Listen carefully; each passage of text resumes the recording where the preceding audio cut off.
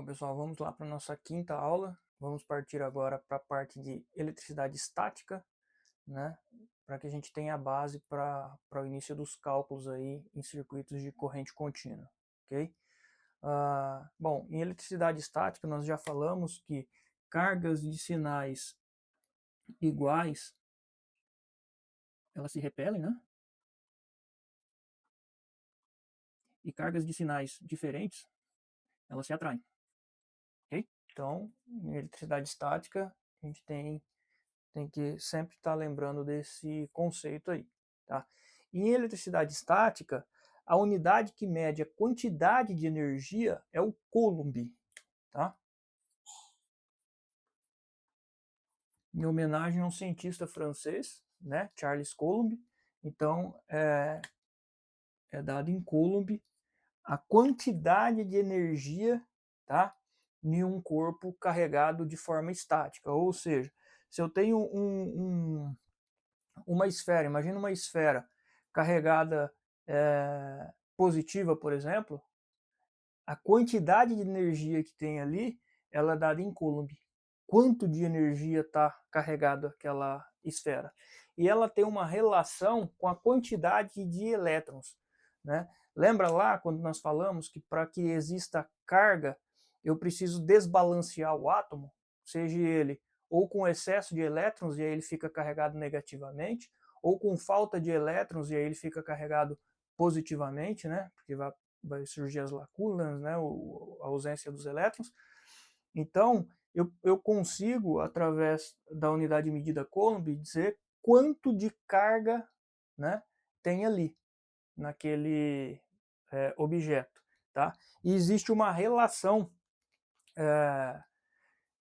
do Coulomb com a quantidade de elétrons. Tá? Então, um Coulomb, ele é igual a 3 bilhões de unidades eletrostáticas. Tá? 3, vou colocar aqui, ó, de unidades eletrostáticas, tá? O que significa isso aqui, tá?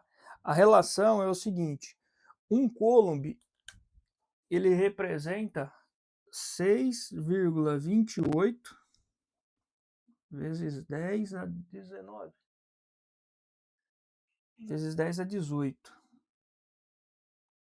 elétrons, tá? Ou seja, um Coulomb é igual a 6,28 vezes 10 a 18 elétrons, tá? Então, um Coulomb, se eu falar que uma esfera está carregada com um Coulomb, é essa quantidade de elétrons aqui que está ou positiva ou negativa, né? Ou está faltando essa quantidade, ou está com excesso dessa quantidade aqui. Eu tenho um Coulomb de carga ali naquela esfera, tá? Isso aqui é só a nível de conhecimento, tá? Nós vamos trabalhar mesmo com a eletricidade dinâmica, ou seja, com os elétrons se movimentando, tá? E quando a gente fala em elétrons se movimentando, é como se eu tivesse essas cargas no tempo. Lembra? Até lá na aula que mostra a corrente contínua, corrente alternada, uma aula extra que eu postei no canal.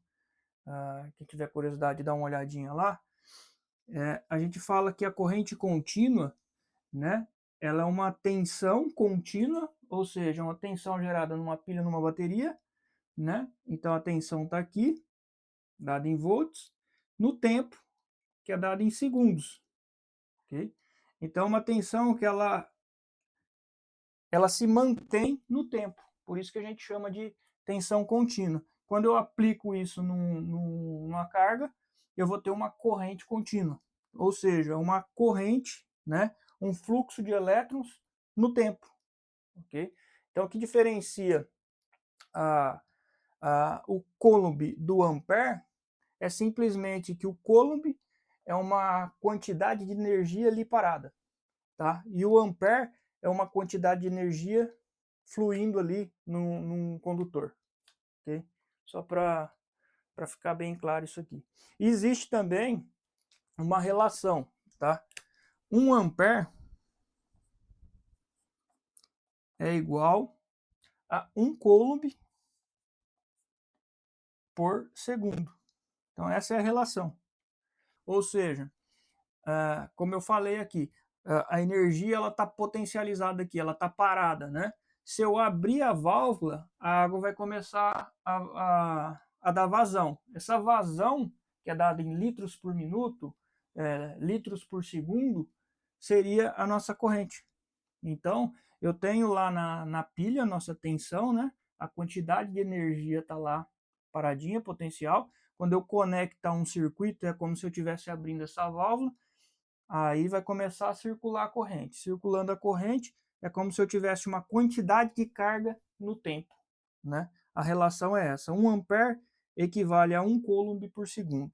E 1 coulomb a gente já sabe que é essa quantidade de elétrons aqui.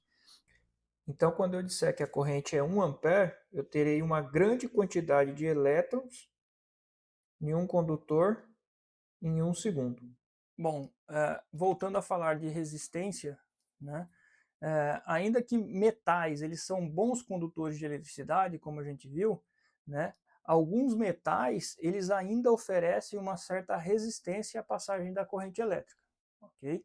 E em alguns momentos nós precisamos desses metais, né, para construir componentes, como eu já comentei em outras aulas. Um exemplo, o resistor.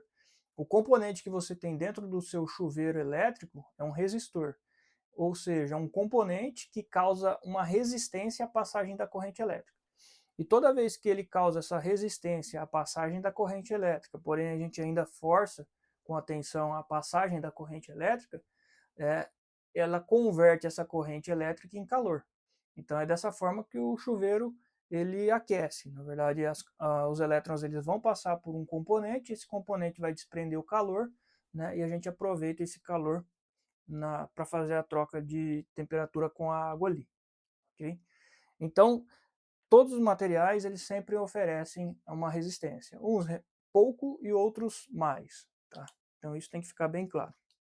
Ok? E a unidade de medida de resistência é o ohm, né? Em homenagem ao alemão, né? George Simon Ohm, e é dado lá pela letra grega ômega, tá? Então a gente simboliza ali pela letra grega ômega, ok? E existe uma relação também entre a resistência, né, e a corrente elétrica.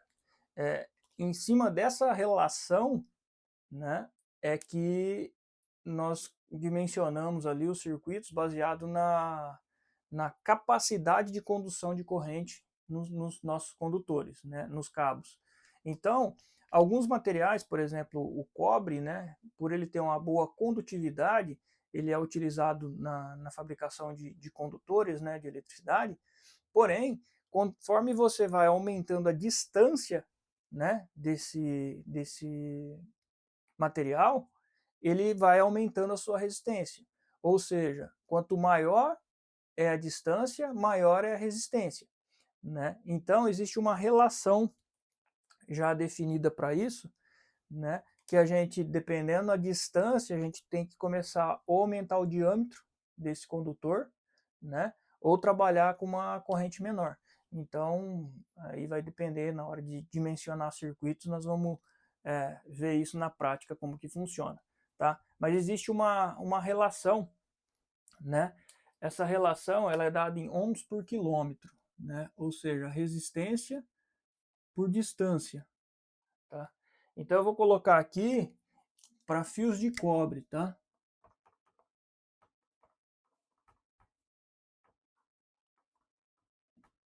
E antes que vocês perguntem, esses dados aqui, tá? É dados de laboratório. Então ele não bate com essas tabelinhas de condutores. Você vai pegar aqui e falar, ah, o fio de cobre eu peguei na tabela, ele conduz menos, tá? Aqui é feito em laboratório, em uma determinada temperatura, e o cabo sem a isolação, tá? Então, são dados técnicos, esse que eu vou passar para vocês. Os dados lá na tabelinha do fio, já é o fabricante do fio que está fornecendo, e aí já tem uma margem de segurança, Então, geralmente, na tabelinha de fio, a capacidade de condução de corrente vai ser bem menor, tá? Mas vamos lá. Então, ohms por quilômetro, tá? Eu tenho aqui 12,2 para bitola de 1,5 milímetro quadrado, né? Milímetro milímetro quadrado, tá? E ele tem uma capacidade de condução de corrente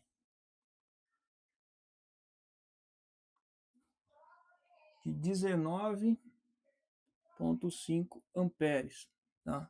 Ou seja, a cada quilômetro ele aumenta 12,2 ohms a resistência do cabo de 1,5 milímetro quadrado, ok?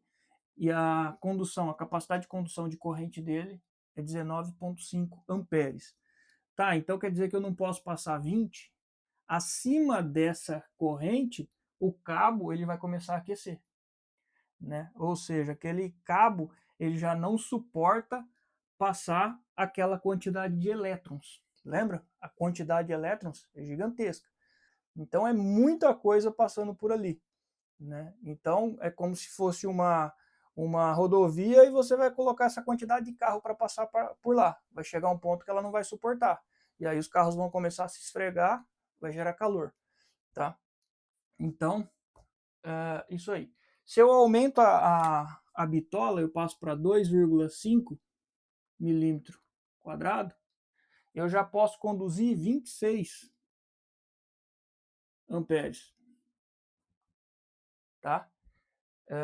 E a resistência dele cai para 7,56. Essa é a relação que eu gostaria que vocês entendessem. Se eu aumentei o diâmetro, a resistência por quilômetro caiu. Se a resistência por quilômetro caiu, eu posso passar mais corrente. Então é essa relação que tem que ficar na cabeça. Quanto maior a resistência, menor é a corrente, tá? Se eu aumento demais a resistência, a corrente tende a cair. Então, o que aconteceu aqui? Eu aumentei o diâmetro, né? Aumentei a bitola do condutor. Em consequência, pode passar mais. Por quê? Porque a resistência caiu. Resistência por quilômetro, tá? E eu vou dar um exemplo ali de um cabo de 10 milímetros, tá? Cabo de 10 milímetros, ele tem uma resistência de 1,84 por quilômetro, tá? E ele pode conduzir até 63 amperes. Tá? Então, só para ter a relação. Bom, e com isso a gente consegue já fazer o primeiro enunciado, né? Que é a resistência ela é inversamente proporcional à corrente. Tá? O que seria isso? Bom, toda vez que eu aumento a resistência tá, de ohms, tá? Ela é inversamente proporcional à corrente. Toda vez que eu aumento a resistência, a minha corrente, I, que é dada em amperes, ela diminui. Tá? Então, o primeiro enunciado é esse. A resistência elétrica ela é inversamente proporcional à corrente. Se eu aumento minha resistência, a corrente diminui. E como dito antes, a diferença de potencial ou a FEM, ela é a nossa tensão, né, para um circuito de eletricidade dinâmica, né, vamos dizer assim, e é dada em volts, ok? Existe também uma relação entre a tensão e a corrente. É isso que a gente precisa entender agora, tá? Então, num circuito, sempre que eu aumentar a tensão, eu também vou ter um aumento de corrente. Tá? Pode parecer um pouco complicado agora, porque muita gente vai ter o conceito na cabeça de o pessoal aumenta a tensão na rede de transmissão para a corrente poder diminuir e utilizar um cabo mais fino. Calma que nós vamos chegar lá. Realmente lá acontece isso. Mas aqui no nosso circuito, né, é um pouquinho diferente. que eu estou querendo dizer para vocês aqui? Tá? Se eu tenho aqui, ó, 1 volt e eu tenho 1 ohm de resistência, se eu tenho 1 volt e eu tenho 1 ohm de resistência, nós vamos ver ali na frente que eu vou ter circulando aqui, ó, no caso do negativo para o positivo, né? Quando eu fechar esse circuito, eu vou ter uma corrente de 1 ampere. Tá? Então, ó, se eu tenho 1 volt na minha bateria, 1 ohm de resistência, e eu tenho o circuito aqui fechado, ele vai me dar 1 ampere de corrente. Agora imagine o seguinte, ó, tem um outro circuito aqui, ó.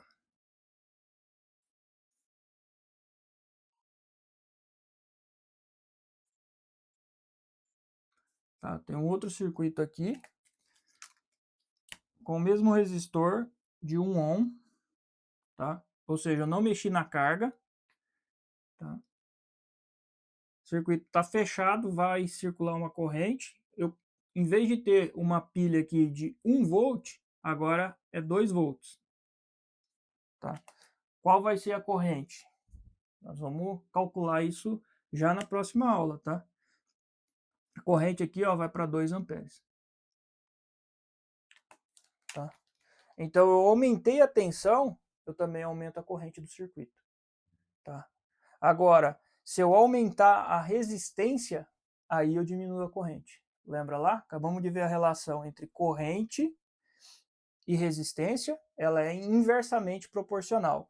Agora nós acabamos de ver que a tensão ela é diretamente proporcional à corrente. Se eu aumentar a tensão, eu aumento a corrente.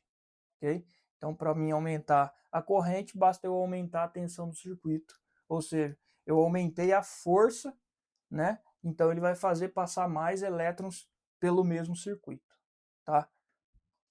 Bom, e daí surge a primeira lei de Ohm, que ela diz que a corrente ela é diretamente proporcional à tensão. O que significa isso? Que se eu aumentar a tensão, eu aumento a corrente. E a corrente ela é inversamente proporcional à resistência. O que significa isso? Que se eu aumentar a resistência, a minha corrente vai diminuir. Ok? E daí surge o nosso famoso triângulo de Rui. Né?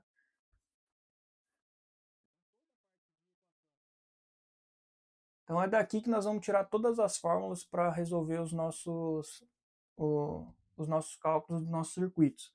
Então simplesmente aquela unidade que você precisa achar, você vai tampar. Então vamos dizer que eu preciso achar a resistência. Então resistência é igual a tensão sobre corrente. Ah, eu tampei a corrente aqui. Então corrente é igual a tensão sobre resistência. Tá? Eu tampei a tensão aqui. Tensão é igual R vezes I. Essas são as 3 fórmulas que vocês precisam saber para resolver grande parte ali dos nossos cálculos em circuitos de corrente contínua, ok? Então a resistência é a tensão sobre a corrente é a tensão sobre a resistência e a tensão é R vezes I. Então esse triângulo aqui, ó, para que vocês não esqueçam, sempre que for daqui para cá é como se isso aqui fosse o símbolo da divisão mesmo, esse símbolo aqui. E daqui para cá é uma multiplicação, tá? Então, essa é a relação. Basicamente, se vocês conseguirem guardar isso aqui, é o que a gente precisa para esse momento agora, ok? Então, todos os nossos cálculos, eles vão sair daqui. Bom, só para dar uma aquecidinha aí, né, para a gente ver alguns cálculos já em circuito de corrente contínua. Então, eu tenho lá meu triângulo, né, do Rui, e pode acontecer também, pessoal, de vocês ver a tensão representada por E. Então, pode ser que vocês encontrem esse triângulo assim também, tá? Algumas fórmulas aí, em vez de usar o U, tá usando o E para tensão. Também tá certo, tá? Então, a tensão ela pode ser representada por U ou por E, e ela é dada em volts, ok? Então aqui eu vou usar a letra U para ficar mais fácil padronizado para a gente aqui. Então vou estar utilizando isso aqui. Então o primeiro circuito aqui, ó, eu tenho uma fonte uma bateria aqui de 10 volts e eu tenho uma resistência de 1000 ohms, tá? Qual que é a corrente desse circuito aqui? Então eu vou tampar a corrente aqui, eu sei que é dividir a tensão pela resistência. Então divide aí 10 por 1000, né? Vai dar aqui 0,01, né? 0,01 ampere, tá? Corrente. Aqui, ó, eu diminuí a tensão. Se eu diminuir a tensão, eu já sei que a corrente tem que diminuir, tá? Por quê? Porque eu mantive a mesma resistência no circuito aqui. Então, se eu pegar 5 e dividir por 1000, ele vai dar aqui 0,005 ampere, né? Vai acompanhando aí, pessoal. Faz os cálculos aí e deixa nos comentários se tiver alguma coisa errada aí, depois a gente corrige junto aí, ok? Aqui nesse caso aqui, ó, eu não tenho a tensão, mas qual é a pilha ou qual a bateria que está aqui para ela provocar, ou seja, para ela fazer circular 10 amperes com uma resistência de 10 ohms, tá? Então eu venho, tampo a tensão, é o que eu quero, né? É só multiplicar R por I. Então se eu tenho uma resistência de 10, qual é a força, qual é a tensão que eu tenho que ter na pilha para poder circular 10 amperes? No caso aqui é 100 volts. Então, tem que ter 100 volts aqui para poder fazer com que a corrente de 10 amperes passe numa resistência de 10 ohms. Ok? E aqui, eu tenho uma fonte de 200 volts e 5 amperes. Qual é a resistência desse circuito? Ou seja, 200 volts ali só está passando 5 amperes. Por quê? Porque eu tenho uma resistência aqui. Qual o valor dessa resistência? Tá? Então eu vou tampar aqui a resistência, vou dividir a tensão pela corrente, vou dividir 200 por 5 aqui, vai dar 40 ohms. Ok? Então é bem simples, tá? Só que aqui, ó, olha que interessante. Ficou ruim, né, de representar aqui, ó, 0,05, 0,1 ampere. Então aqui eu já poderia transformar para meus aqui está um submúltiplo, né? Eu posso transformar ele para uma forma mais fácil de eu conseguir enxergar isso aqui. Então, eu lembro lá que o mili é como se fosse 10 a menos 3. Então, eu corro 3 vezes a vírgula aqui, ó. 1, 2, 3. Consigo colocar aqui, ó, 10 miliamperes. Fica mais fácil de entender, tá? Aqui, ó, também eu corro a casa 3 vezes. 1, 2, 3. 5 miliamperes. Olha lá a relação, ó. Eu tinha aqui 10 volts e essa resistência de 1000. A corrente era 10 miliamperes. Se eu diminuir a tensão, a corrente também vai diminuir. Diminuiu na mesma proporção, tá vendo? Ó, aqui eu tinha 10, caiu para 5. Eu diminui 5 na fonte, ele diminuiu 5 miliamperes na corrente. Mantendo a mesma carga, tá, pessoal? Mantendo a mesma carga. Ok? Aqui, ok. Beleza? Então, na próxima aula aí, a gente já vem fazendo vários exemplos aqui de cálculos, né? Principalmente com esses múltiplos e submúltiplos aí. E aí não tem jeito, pessoal. Para vocês aprenderem isso aqui, é fazendo exercício, tá? Então, o que eu vou fazer para vocês? Eu vou deixar na próxima aula uma lista com vários exercícios lá. E daí, o que vocês podem pegar os exercícios, fazerem, e se caso tiver alguma dúvida, posta lá nos comentários, que aí na próxima aula eu venho e resolvo junto com vocês. E aí na próxima aula eu trago uns exemplos aí para a gente matar esse assunto dos cálculos aqui, para a gente já entrar na parte de potência, ok? Agradeço a todos, não se esqueça de se inscrever, dar o like e até a próxima.